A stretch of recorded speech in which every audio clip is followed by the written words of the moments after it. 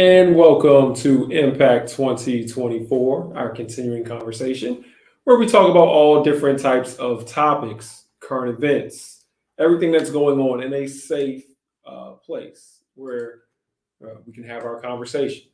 I invite everyone who has been here before, or if this is your first time, to please feel free to type your questions and your comments into the comments section because this is a conversation. So please feel free to join in. If you see something that you like, you dislike, you have a question, just a comment that you want to put in, please feel free to do so. We will bring it up on the screen and we will discuss. So we're going to jump right into it, have a little interesting conversation today. And we have a guest as well to be able to discuss this. So before we start, let me bring our guests in. Hey Jeff, can you hear me? I can hear you fine. How am I? All right, sounds good. Perfect. Appreciate you joining us. It's good All to right, be so on. listen, we're keeping it a little bit light, but this is a heavy topic, so we're just going to hop right into it. And so for everyone out there, I know everyone knows this, but on October 7th of last year, 2023, there was a horrific event in Israel. Hamas attacked Israel. 1,200 so individuals lost their lives. Another 300 were taken capture as hostages. And since then, and so that was Hamas against Israel. And since then, Israel has had a response, a heavy-handed response, where over 30,000 people have died. The overwhelming majority of them civilians. So they're not Hamas fighters. And this conflict has been going on since then. And so we're not necessarily talking about how one person feels about the conflict versus the other, or who's right, who's wrong, anything like that. But consequently, what has been going on here in the United States is protests. It's funny, put this together a little while ago, and then protests have even blown up even more.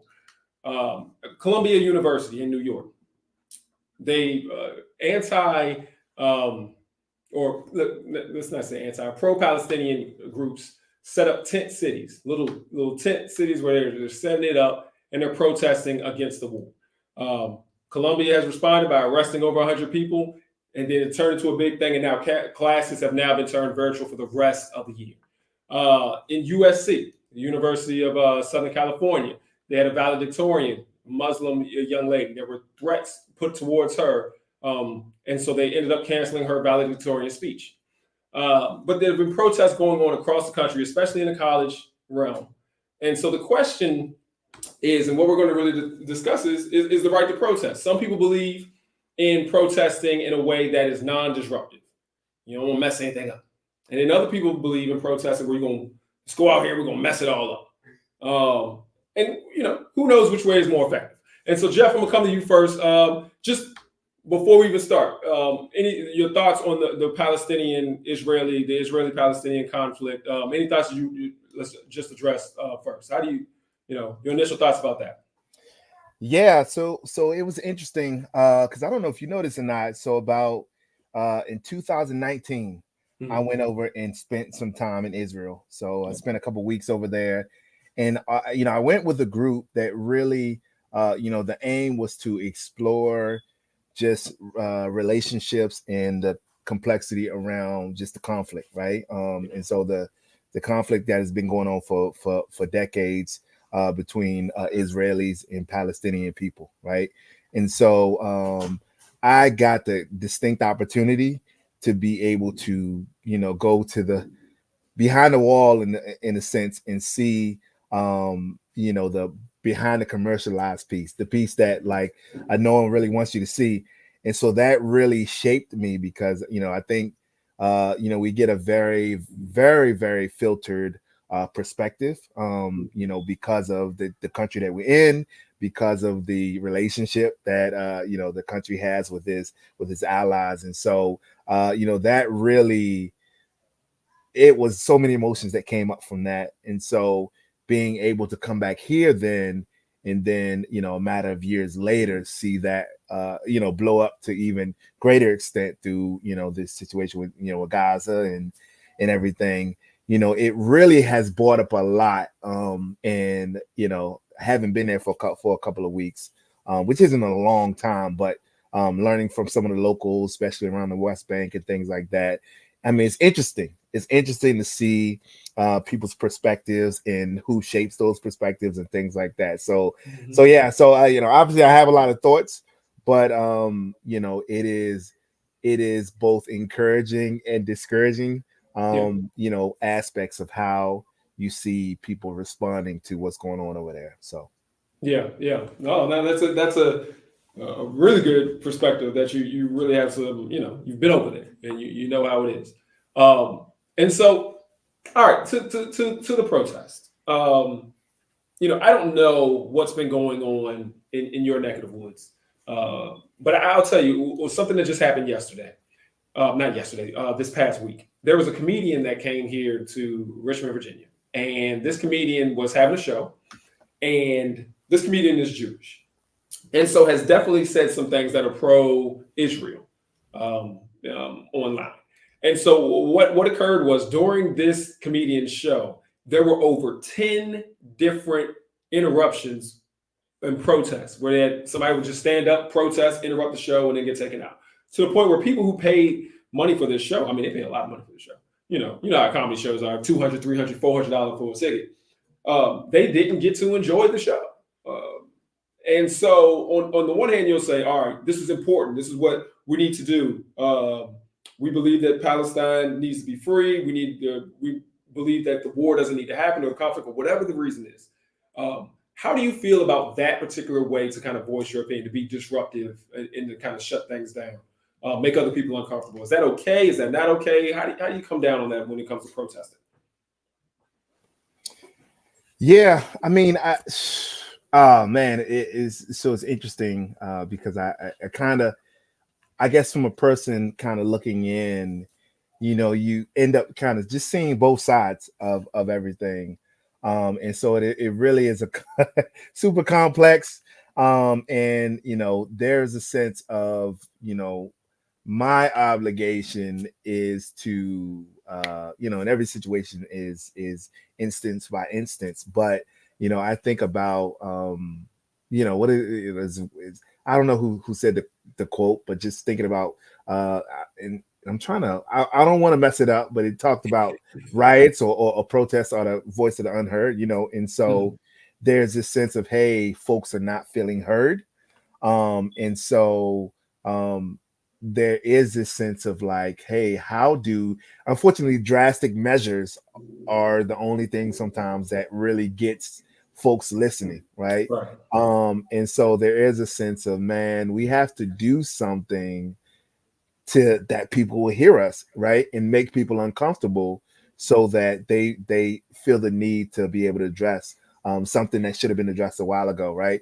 Now, me personally, I really do think that you have kind of I don't say the mindless, but just kind of the interruptions or the kind of protests that are disruptive that kind of aren't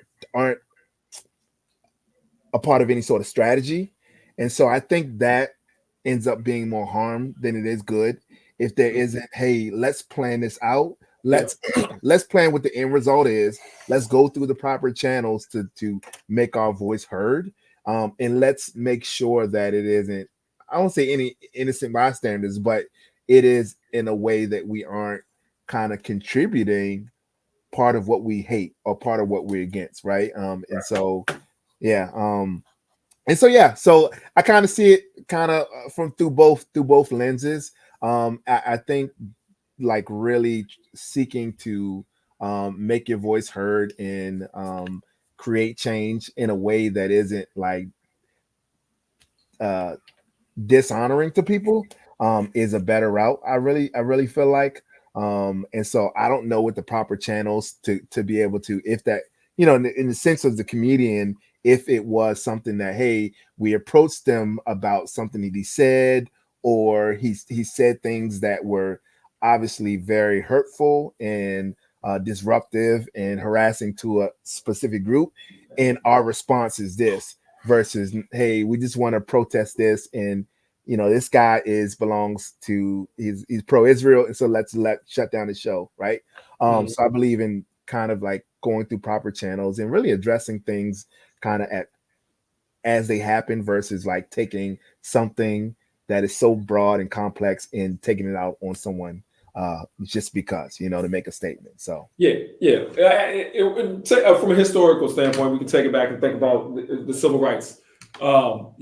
In some moments, you had disruptive protests, but they were boycotts. So, for example, when we're looking at the bus boycotts, we're boycotting the bus. So we're not disrupting anybody else's activities. But what yeah, we're going to do is we're going to hit you where it hurts in the pocketbook. So we're taking away. And then you had situations that are a little different where you're having a sit-in. That's disruptive. I'm going to hit you in the pocketbook because I'm not letting other people come. If you had a counter, let me just color it up for people who may not exactly know what I'm talking about. We're talking about a sit-in. If you had a diner or a restaurant that wasn't serving people of color, a sit-in was when everybody would, a group of us would come in, sit at the counter, and just sit there since you're not going to serve us, and we're taking those seats. Nobody else is going to come over here and do those seats. That's a little bit more disruptive. You made a good point. At the end of the day, if you do something that's you stand on the corner with some signs, nobody cares. You have to do something where people are going to pay attention. It has to have some kind of impact, some to it. And then, but when you look at those two situations from the civil rights movement, both of them had some oomph. But some people believe, let's disrupt, let's get it all, make a mess. More people going to look. And some people believe, let's take away economically. I'm more on the economic side, but I'm also on the disrupt. I'll shut down the highway. Let's block off the highway and make everybody go the other way. Yeah. Do you think one, even regardless of which one we think is right, do you think one is more effective than the other? I mean, I think for sure, hitting folks in the pocket, just it is uncomfortable for everybody, and it gets everyone in an action in the mindset of we have to do something, right? Forcing their hand, right? So I do think there is tremendous power in that. But I do believe I have seen it be where, even the disruption is the end game, right? And I think it's a problem when it's like, when it is like, hey, let's just disrupt to disrupt, and we don't have any plan of action to say, hey, here are demands. Here is what it looks like for you to just take a more equitable, a more just view. And I think that is a necessity in, the disrupting being effective versus it just being, hey, let's just cause havoc with no kind of plan of action after that, right? So Yeah. That's that's good. It's very, I'll be honest. I think it's weird for me to listen to people and listen to their different perspectives on not only just the conflict in general, but then the reaction to the conflict. yeah, Because I've heard people say similar to what you said, like, what y'all playing? Like, you're just sitting here just randomly protesting. Like, none of these people have power. They don't have juice to change anything that's going on in these other countries. yeah, Whereas other folk are just like, look, we got to do something. We need to be heard. yeah, And so it's interesting because you hear people who I'm just protesting because I got to do something, even though if effectively, I don't know what you're doing. I don't know what you're yeah. doing anything at all other than making some noise. But yeah, no, I definitely agree with the part of having some plan. I'm going to pivot just a little bit. We know that you deal with a lot of young people, and as this conflict has come up, I know that people have talked and said some things. Um, and thinking more, thinking more from the church, thinking more from people who are coming from a more spiritual background. How do we have that conversation with the young people? What, from your standpoint, what are the steps that we need to take? Do we go history lesson on them? Like, look, here's what happened with Israel. Here's what's happened with Palestine. Here's what happened with all of the folk. Or do we kind of just take it to the point of, look, this is, as a Christian, people losing their lives. That's not the way we need to be looking to go. Like, how do we really have this conversation with younger folk? Yeah, I think it just presents a great opportunity in an age where it is, you're on this side of the aisle and you are supposed to think this, or you're on this side of the aisle, you're supposed to think this. Mm-hmm. I feel like it presents an golden opportunity to say, hey, let's look at Christ, right? And let's, there are people who believe this and are, they're supposed to believe this because they're on that side of the aisle, they, red or blue. And you're able to say, hey, let's look at the heart of God.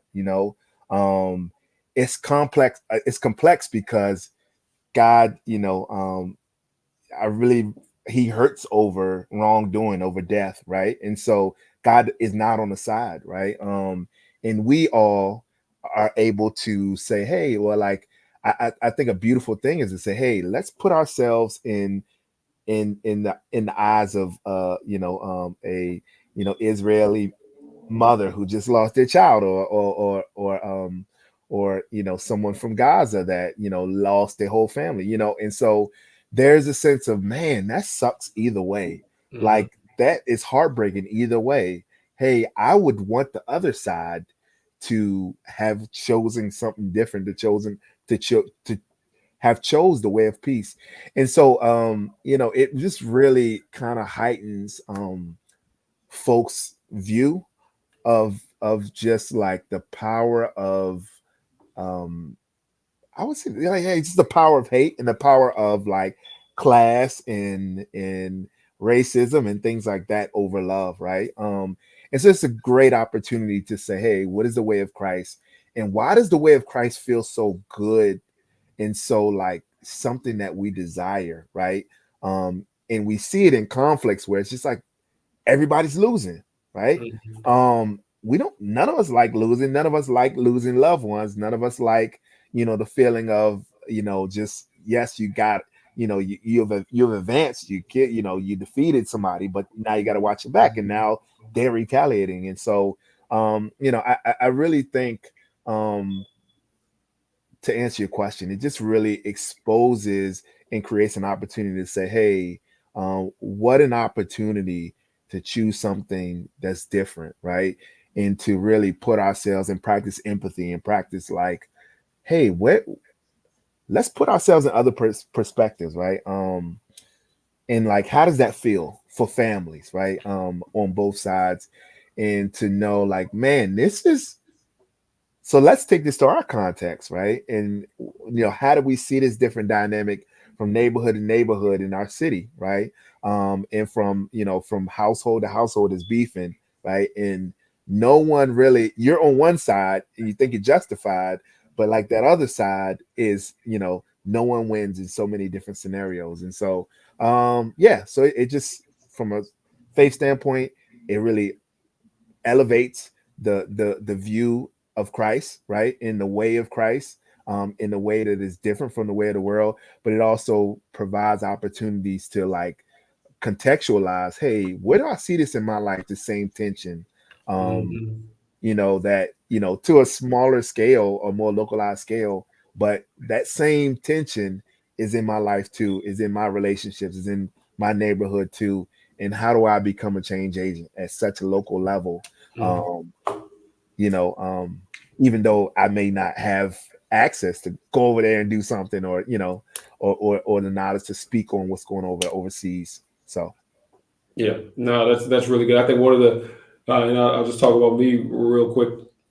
When this happened, one of the two things I had to reflect upon is one, revenge. I know we say that vengeance is mine, says the Lord, and we're sitting back here and we know that revenge is wrong. If that scenario happened with me, would I slip into a revenge mindset? And so I really sit back and look at myself and be like, man, I see how they slipped into a revenge mindset. Would I slip there too?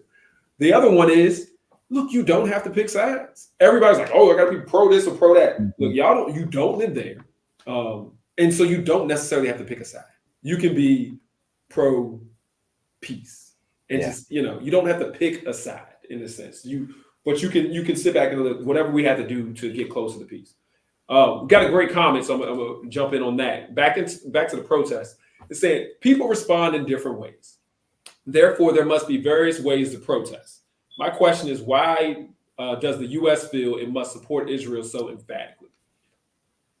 That's that's the question. I mean, there is much that just one of biggest eye openers that I've, my trip to Israel is in spending time on the West Bank and with a lot of Palestinians at Hebron and just yeah. So it's just the U.S. benefits. So they benefit a lot from Israel and from those relationships, as well as do other world powers. Really benefit from Israel being,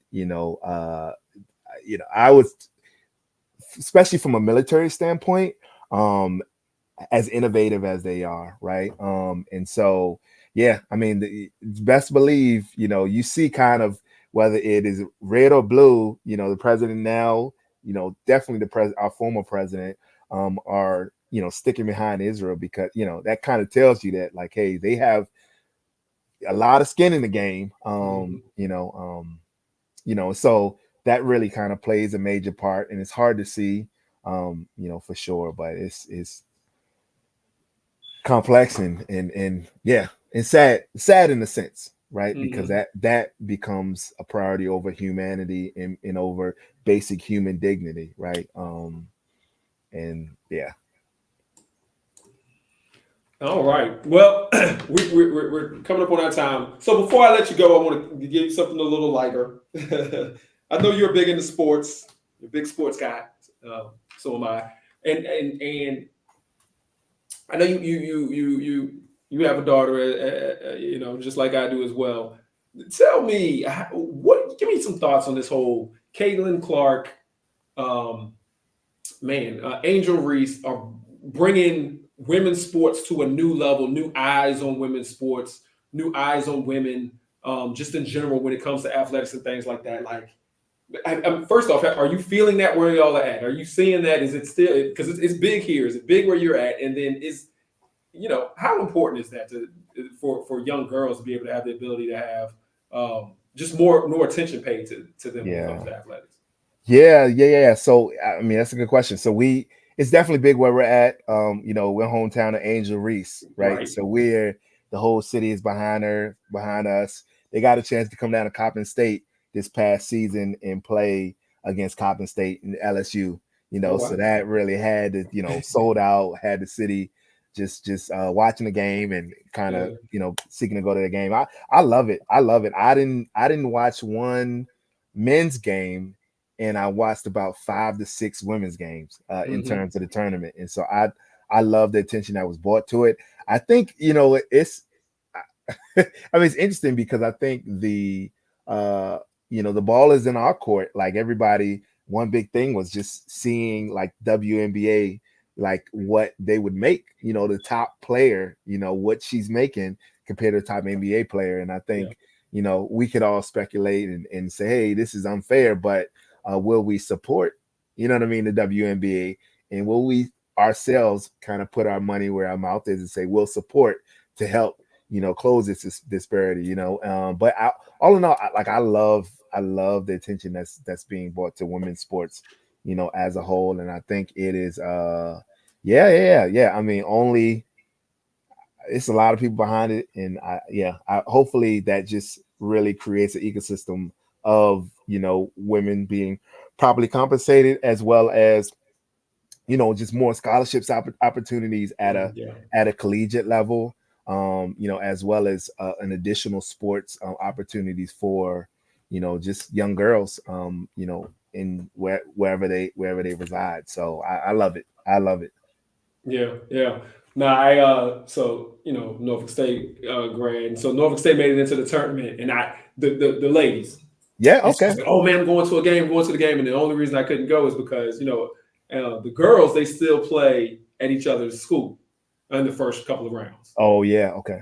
And so they took Norfolk State, put them all the way over in Stanford, California, and I was like, listen, they could have been anywhere closer. I would have went. But yeah, no, it excited me because an opportunity for both my son and my daughter. I wanted them to be able to go to a game, and so we're going to do that next year. And because we've been to a men's game, but it's good to see, and again, support the women as well. So glad to hear that it's big over there. Yeah, Angel Reese's, Maryland product. Yeah. And so that's good.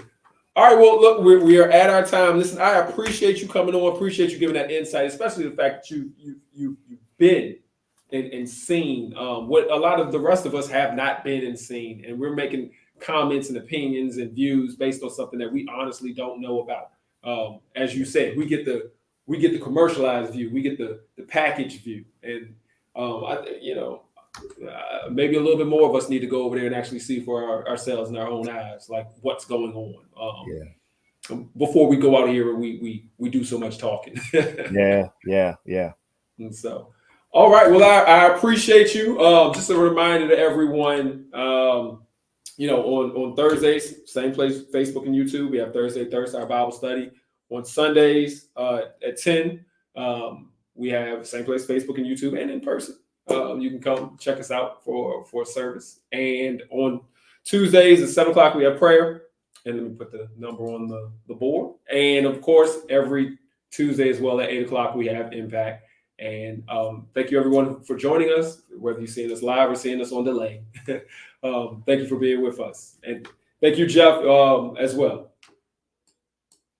All right, everyone, and have a good night.